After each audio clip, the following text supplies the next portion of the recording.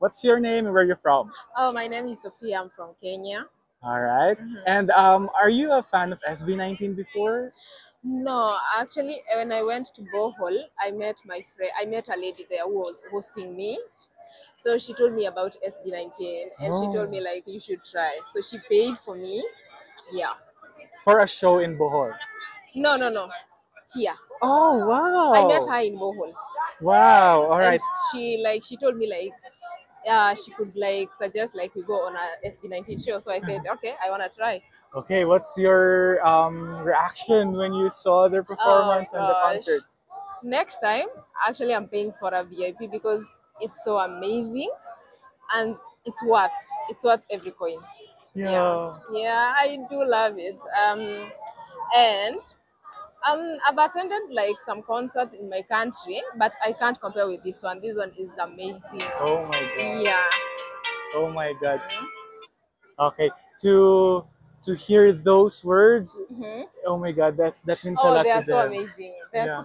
They are apart from being cute, they are so amazing. Oh I yeah, I love it. like I that. didn't understand anything, but I enjoyed. I did have fun. I'm not outgoing person, but this one, I'll do it again. Yeah. I just want to know when. All I'll do right. it. They will Yeah, going and to have a world tour as well. yeah, and if anyone wants to try it, if anyone new wants to try to go to a SB19 show, please book your tickets on VIP. It's worth it. It's worth it. I Right. regret I didn't book it VIP. My friend did VIP. I told my friend it's so expensive. First of all, I want to know about SB19, how they perform, and then maybe next time I'm going for VIP because it's yeah, Amazing world amazing. class goosebumps. Who's your Yeah. favorite among the five? Or Actually, I don't know the name, but I have the picture. yeah, the look. Can I see the look Let so that me I see the can tell picture. you who's that? Let me see the picture. Alright. Actually, chose this one. Where? This one. Stell! Oh my god, that's Yeah, my favorite too because yeah, of the his one high who has like notes. a high sound. Ah, the clear sound, angelic voice, right? Yes, Oh I my do. god. I love it. Thank you very much for your time, for the experience, and Hmm. see you soon. Yeah. Oh, thank you so much. Thank you very much. Hello, how are you? I'm doing Yes. great. It was amazing. What's your name pala, taga saan ka? I'm Jasmine. From? I'm from Quezon City. Yeah, ayan. So, actually, kasama kita, katabi kita, first time, and grabe din talaga yung epekto. Kamusta yung experience mo? Mind blowing. I can't even believe I got to witness. This was. I feel so left out from the previews. Na parang sayang. I should have been there. Ganun. I think. Well, I'm just glad that I'm here for the right now.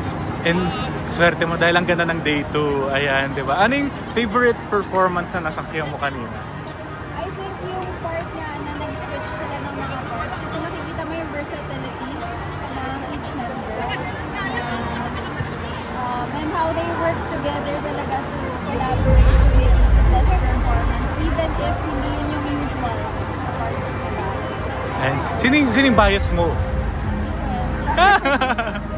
Ayun nga, sabi ko sa'yo kung alam mo, puso mo kay Pablo. Yeah. Di ba? I think everyone is great. So far, always switching eh. Hindi ako parang NBA na yata. Everyone has their own charms talaga. Kaya ang dali mag-skip. Thank you for sharing. And yeah, ingat. It was nice to see you. Thank you very much. Selfie tayo para at least meron. Hello, what's your name? Taga saan ka? I am Kat from Taguig. I'm Milka from Cavite. Ayan, first things first, ilang years na kayong 18? Full-fledged fan, 2 years, pero I've known SB19 since 2020. Wow, parang OG na rin kasi 2019. It started sa Gento era.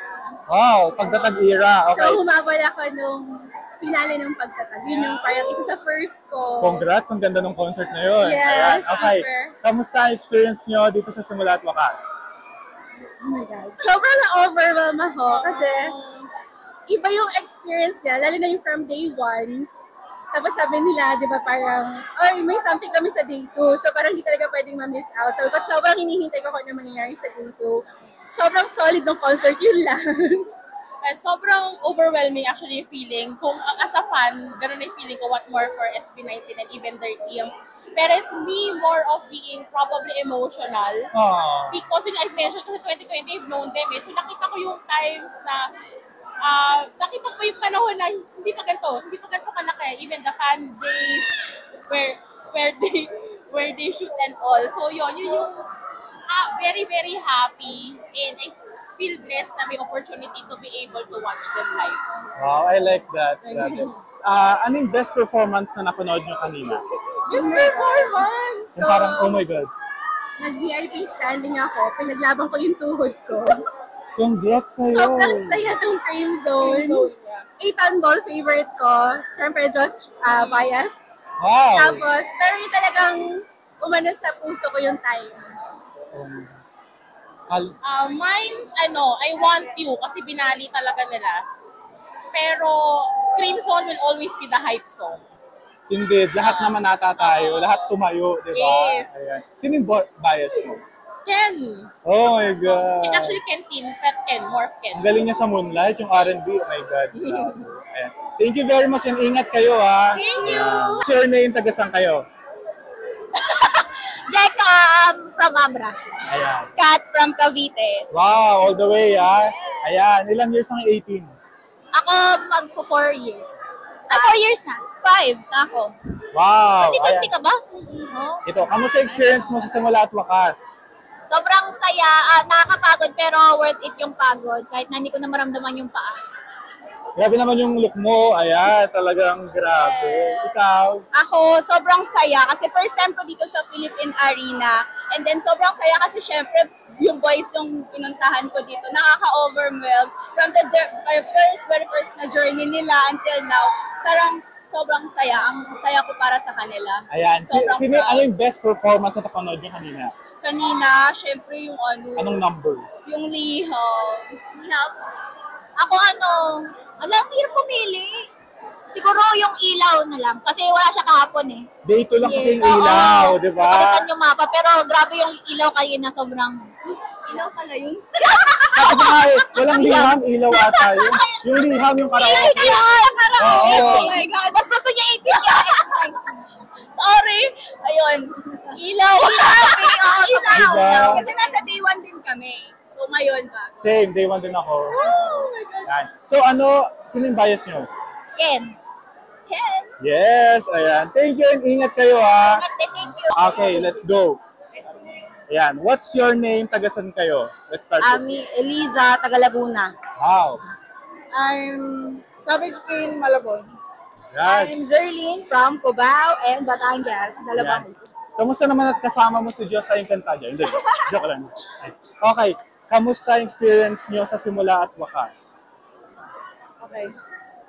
Umiyak ako ng kalahati ng show. Wait, the reason is, yung this EP, binigay ng SB19 yung reason bakit magkailangan ng hold sa ating mga pangarap. Kasi there's a point in our life na parang susuko ka na eh. Baka kasi hindi para sa'yo.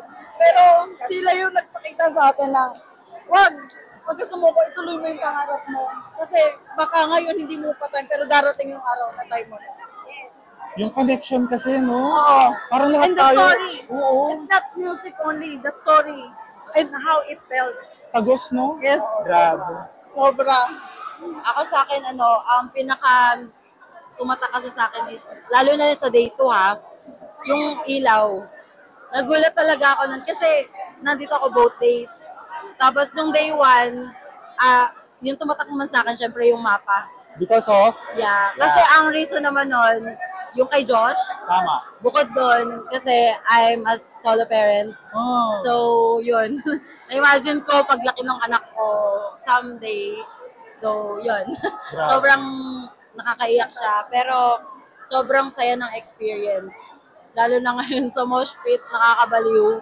Pero sobrang saya. Tsaka, makikita mo kasi sa boys, especially sa lahat. Pero, yung gano'n sila ka-thankful sa 18 na never nilang kinalimutan yung 18 sa lahat ng bagay.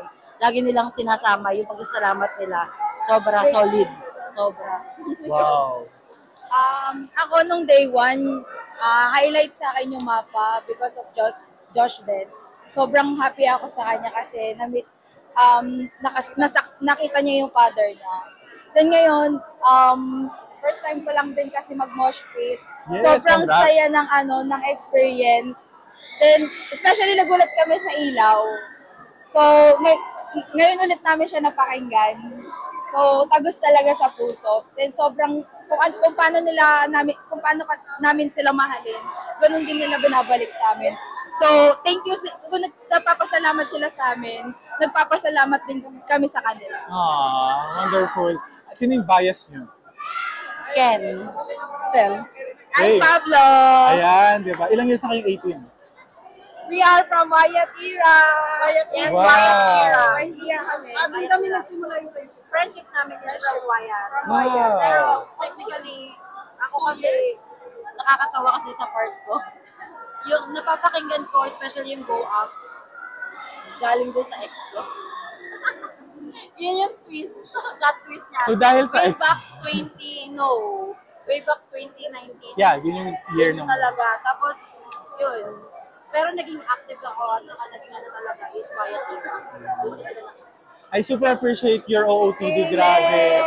Deserve nyo talagang makita sa online.